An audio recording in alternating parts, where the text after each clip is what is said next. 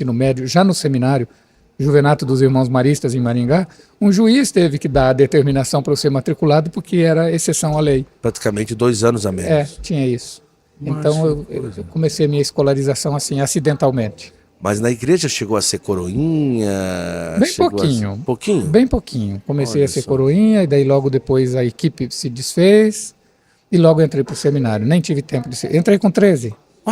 12. Faltavam uns dias para completar No 13. caso era como se fosse um seminário menor. Exato. Dos seminário Irmãos menor. Maristas? Dos Irmãos Maristas. Chamava-se Juvenato, mas é um seminário menor. A partir do momento em que o senhor entra lá, entra com o desejo de estudar um pouco mais ou já tinha o desejo de ser sacerdote? Eu queria ser padre. Não sabia que os Irmãos Maristas não eram padres. Naquele tempo, imagina, eles passavam fazendo propaganda vocacional. Eu me apresentei, fui. Quando eu estava lá, vi que eles iam à missa todo dia, mas não presidiam. Toda sexta-feira vinha um padre jesuíta atender nossa confissão, nunca eles. Aí eu fui perguntar por quê. E me explicaram que não eram padres. Aí eu quis sair. E eles me disseram, não, fica com a gente, o colégio é bom, você fica. Se até o fim você quiser ser padre, a gente ajuda você a arrumar um seminário. Se você quiser continuar com a gente, continua.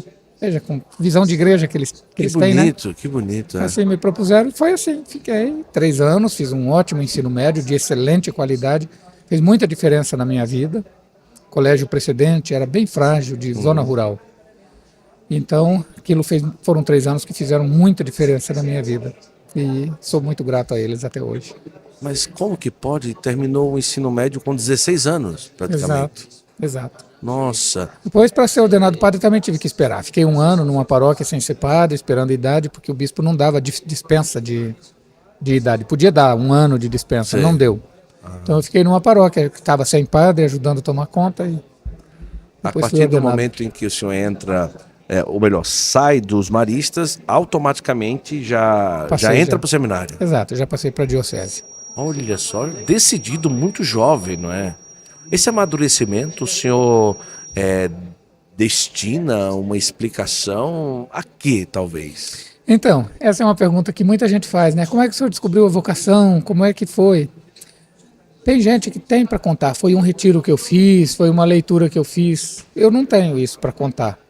Eu digo assim, essa vocação cresceu comigo.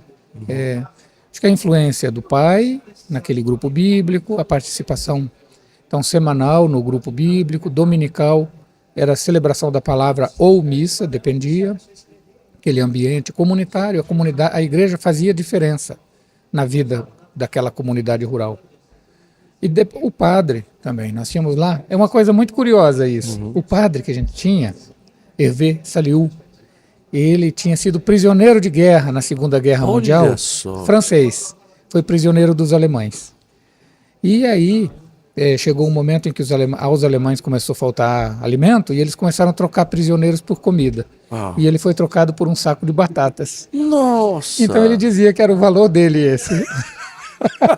Coitado, Jesus daquela metade. Mas o drama, o trauma da guerra deixou sérias consequências nele. Ele se medicava, se tratava. Mas ele tinha uma ansiedade de um nível tal que ele não conseguia, por exemplo, na oração eucarística, ficar com a mão paradinha. Ficava esfregando os dedos um no outro, de tão inquieto que era, mesmo medicado. Não tinha tudo para ser uma pessoa frustrada na vida, uma pessoa difícil de convivência, que com toda aquela carga emocional e as consequências que deixou. Sim. Mas era um pastor extraordinário. Ele se importava com as pessoas num nível tal, por exemplo, os vizinhos de nossa casa, na minha infância. Teve lá uma história de uma traição em família, enfim.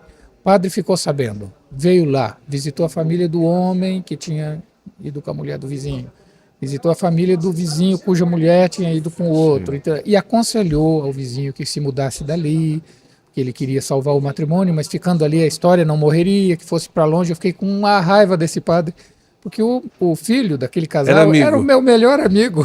Uma raiva desse padre que mandou aquela família embora. Depois eu fui vendo, olha a psicologia, olha a fineza, olha o nível do cuidado. Eu acho que como as pessoas gostavam muito do padre Hervé Saliou, por causa da bondade dele, era um pastor, um bom pastor.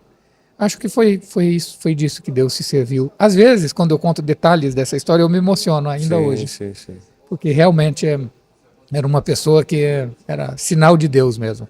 Acabou forjando a dimensão do ser padre na vida do Isso. Senhor, Sim. com a vida dele. Jesus nos pastoreava por meio dele. Olha que Era coisa claro linda. isso. Que maravilha. Nós éramos cuidados por Deus, sendo pastoreados por ele.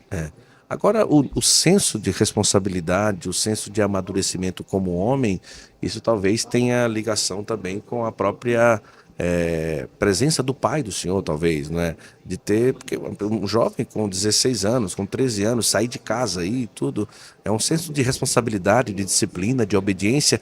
Isso era cobrado na casa do senhor de uma forma recorrente, não? Como eu vou dizer? Sim, desde pequenininhos nós trabalhávamos, trabalhinhos de criança, que deixaram marcas em nós. Trabalhinhos de criança que aqui nesse podcast eu já escutei, o quanto que fez bem na vida das pessoas, né?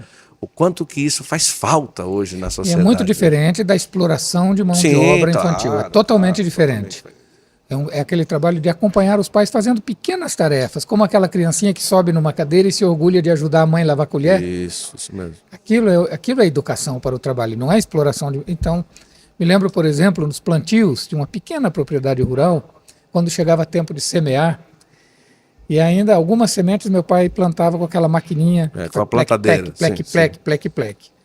Depois outras sementes eram puxadas numa semeadeira com cavalo. Sim. E aí, em algumas dessas situações, eu ia com um baldinho de alumínio atrás, juntando as sementinhas que caíam fora da cova. Olha.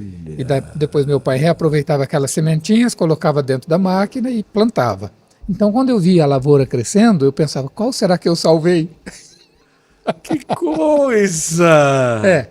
Mas isso me deixou uma dificuldade para entender a Bíblia. Porque já que meu pai... era um problema sério. Sim. Porque já que o meu pai cuidava tanto das sementes para não perder, eu lia escutava na liturgia, no seminário, né? Lia aquela história de um pastor que sai jogando semente para todo lado. Sim. Como é? Se o meu pai cuidava da terra, tirava as pragas, preparava o solo, jogava, juntava a sementinha para não se perder, o semeador da Bíblia joga na pedra, joga no espinho, joga na estrada. Que coisa maluca. Esse semeador só pode ser doido, eu pensava. Depois, devagarinho, eu fui entendendo que a ênfase daquela parábola não está tanto nos resultados. A ênfase daquela parábola está na misericórdia do semeador que não nega semente para nenhum campo. Olha que coisa linda. Mas isso é por causa do trabalhinho da infância, que me deu o choque de percepção, né? Sim. Primeiro era a percepção de um semeador maluco. Isso. Como que foi o tempo de seminário? O senhor levou bem? Foi tranquilo? Se a gente pudesse destinar duas coisas que chegaram a ser dificuldade, a gente conseguiria pontuar o quê, por exemplo? A diferença de idade que havia entre mim e meus colegas. Eu tinha 13. O meu colega mais novo naquela turma devia ter 15. Para o ensino médio, devia ter, acho que por aí. Então, os interesses deles já eram uns. Naquele tempo, a puberdade da gente não era como a de hoje, e os interesses eram muito diferentes. Então tinha um gap, tinha uma distância grande, e era difícil para eu me adaptar.